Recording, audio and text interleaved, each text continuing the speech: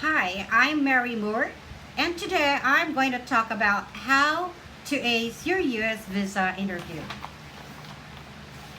Visitor's visa interview is one of the bases whether your visa application gets approved or rejected. Basically, the US visa interview is very easy. It's just all about you. It's not about grammar, it's not about calculus, it's not about biology, it's not about history. It's just about you and what you had written in your application paper. So if you know about you and you know that you have honestly given the data in your application form, then there's really nothing to be afraid about.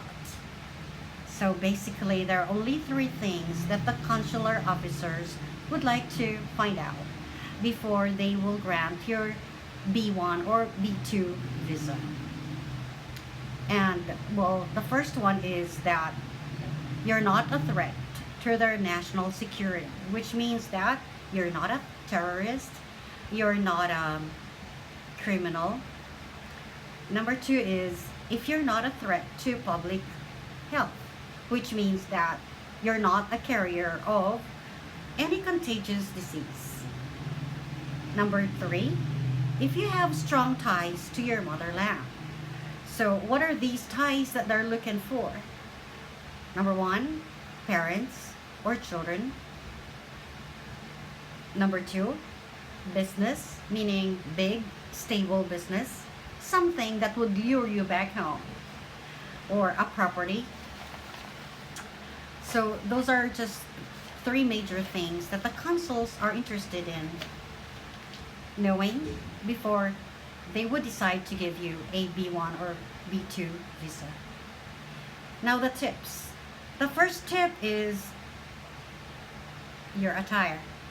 Always remember that you will be interviewed by a US Consular Officer. So you have to make sure that you wear your polo, your slacks, and your tie for man. That's actually for man. And for women, no spaghetti, no sexy wears, no mini skirts, no stilts. So it has to be very classy for women. Or better yet, I would like to say that your appearance should convey who you are. If you're a teacher, you should sound and look like a teacher. If you're a president or an owner of a huge company, you have to look like one. And if you're a priest, you have to sound and look like a priest. If you're a student, you have to sound and look like a student. So, very easy too, isn't it? Number two, there's such a thing as American time. And American time is not 10 minutes before the time. It's not 10 minutes after the time either. It is on the dot. It is on time. So, if your interview is something like 10:30, you have to be there at least 10 o'clock because you still have to go through some channels before you'd be able to reach the consul. So make sure that you are in front of the consul at exactly 10 in the morning. Number three is you really need to relax. Need to relax. Do not get nervous. Just like what I've mentioned, this interview is just all about you. So if you know all about you, then there's really nothing to fear about. It's just going to be all about you. Your job, your age, your birthday, the places you had visited. If you're a college student, most likely the consul is going to ask about your course. Why did you take up your course? If you're, all the questions will just be based upon your application form. So, and it's just really going to be very easy. So relax. Number four, really don't show signs of nervousness. So sometimes we really get nervous, especially if it's our first time to have this US visa interview. So just don't be nervous or just try to act. Don't show signs of nervousness. Don't show your trembling hands to the consul. Don't stammer. Try to look at him or her straight to his eyes, but don't glare at him or her. Just really be yourself and be relaxed. Because if the consuls will see some signs of nervousness in you, they might count it against you. So just relax. Number 3, upon reaching the consul's desk, just greet him or her with a warm and confident smile. It will help. Then don't slouch. Walk straight and stand tall. And be polite.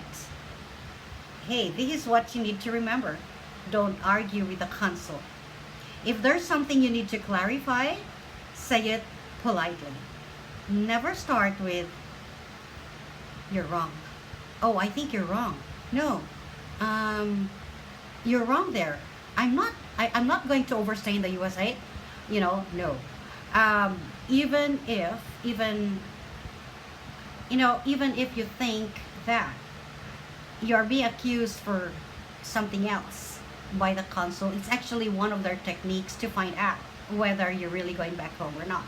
So it has nothing personal with it.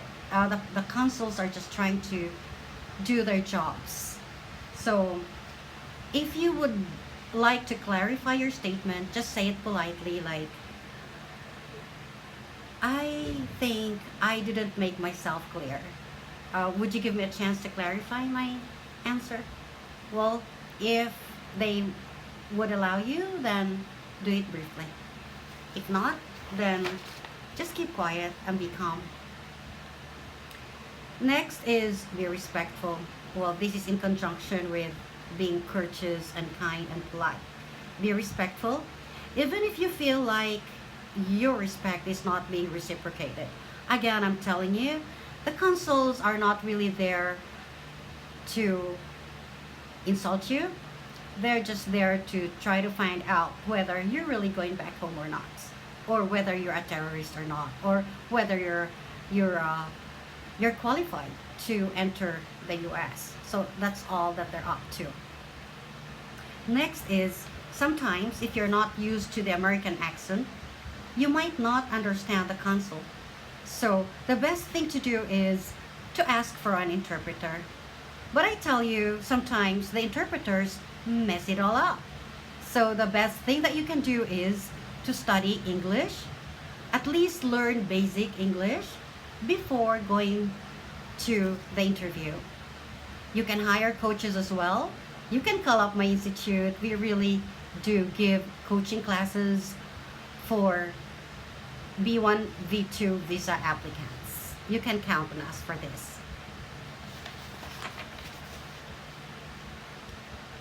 And next is be honest. Honesty is the best policy. Consular officers can easily spot dishonesty. Due to their profession, they can figure out whether you're telling the truth or not. So if you have other intentions, aside from what you've stated in your application form, I'm discouraging you to go for the visa interview, because most likely you will just be wasting your money and your time.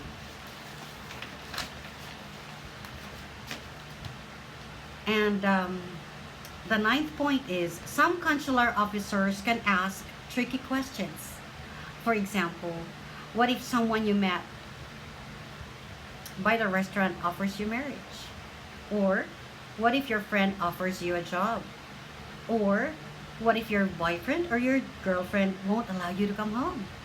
Or what if you won a lottery ticket in Las Vegas? If your answers are not well thought of, you might lose your chance of getting your B1, B2 visa to the USA. So, well, I would like to advise you to think first before saying something. Next is, do not give any document to the consul if he or she does not ask for anything. You see, the thing is, if during the first minute of the interview you were able to convince the consul that you have strong ties in your motherland, you're not a threat to their public health, or you're not a threat to public safety, then you'll get your visa approved after one question, second question, after a minute or two. Actually, the longest is 3 minutes. Most of our clients actually find it very easy, and they all have sharings to tell us, and that's why we are so encouraged because of their testimonials. And the last but not the least is you have to listen.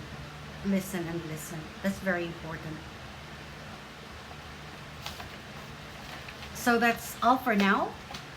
Actually, we still have a lot of tips to share with you, and we are more than willing to assist you in your quest to getting your B1, B2 visa. So for more information about this course, I would like you to browse over our website at www.englishwithmarymore.com and email us at info@englishwithmarymore.com or marymore2007@gmail.com or mary@successlegacy.com. Thank you for listening to me, and I'm looking forward to welcoming you in my institute.